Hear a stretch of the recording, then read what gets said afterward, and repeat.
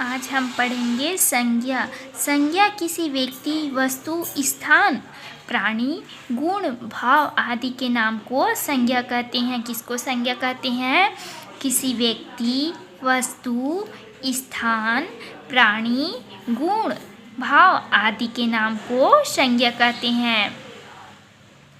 जैसे उदाहरण के लिए देखेंगे, वस्तु के नाम, व्यक्तियों के नाम, प्राणियों के नाम, गुणों के नाम, भावों के नाम।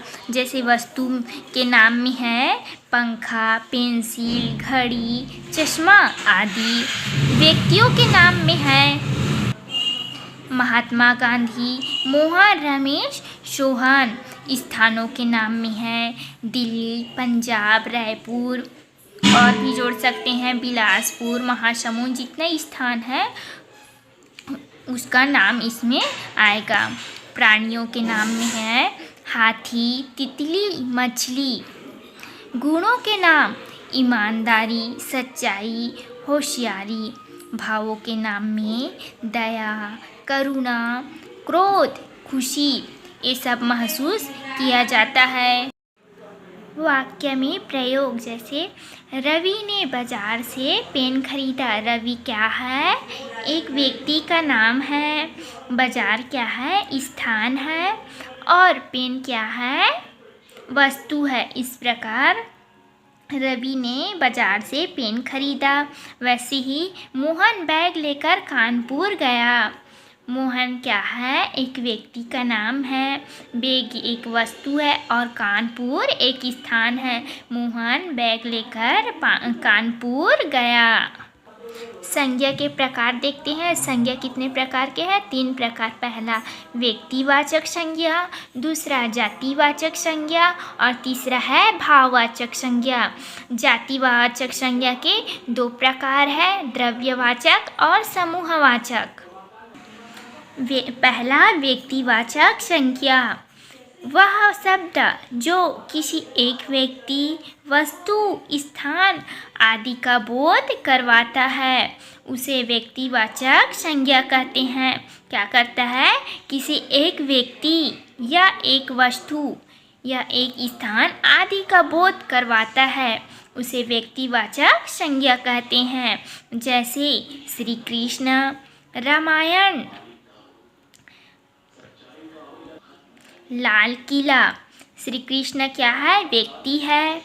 रामायण क्या है? एक वस्तु है। लाल किला क्या है? स्थान है। उसी प्रकार रमेश एक व्यक्ति है, वह पुस्तक एक वस्तु है और रायपुर एक स्थान है। दूसरा है जातिवाचक संज्ञा, जो शब्द संज्ञा किसी जाति का बोध करवाता है वह जातिवाचक संज्ञा कहलाता है। जैसे जानवर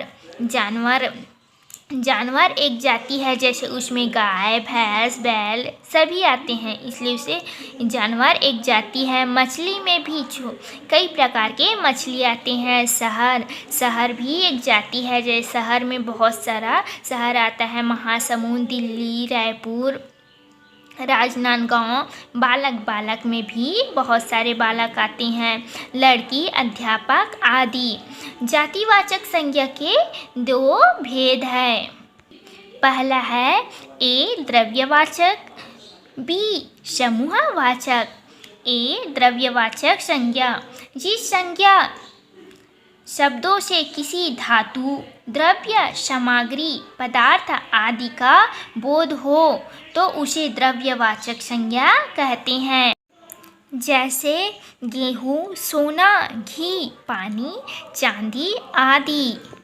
बी समूहवाचक संज्ञा, जिन संज्ञा शब्दों से किसी एक व्यक्ति का बोध न होकर पूरे समूह समाज का बोध होता है वह समूहवाचक संज्ञा कहलाता है।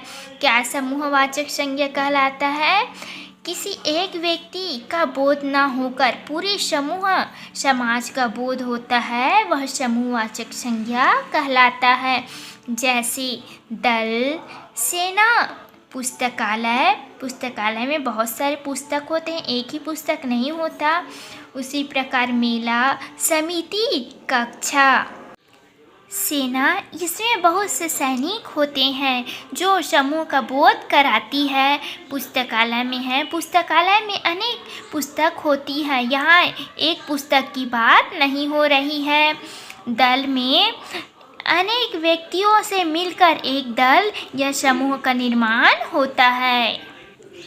भाववाचक संज्ञा, जिस संज्ञा शब्दों से किसी व्यक्ति, वस्तु, पदार्थ आदि गुण, दोष, अवस्था या दशा आदि का बोध होता है वह भाववाचक संज्ञा होता है। जैसे दया, प्रसन्नता, ईमानदारी, बेईमानी, जवानी, बचपन, हर्ष, क्रोध, बुढ़ापा, मोटापा। जैसे क्रोध का है, क्रोध एक भाव या दशा है।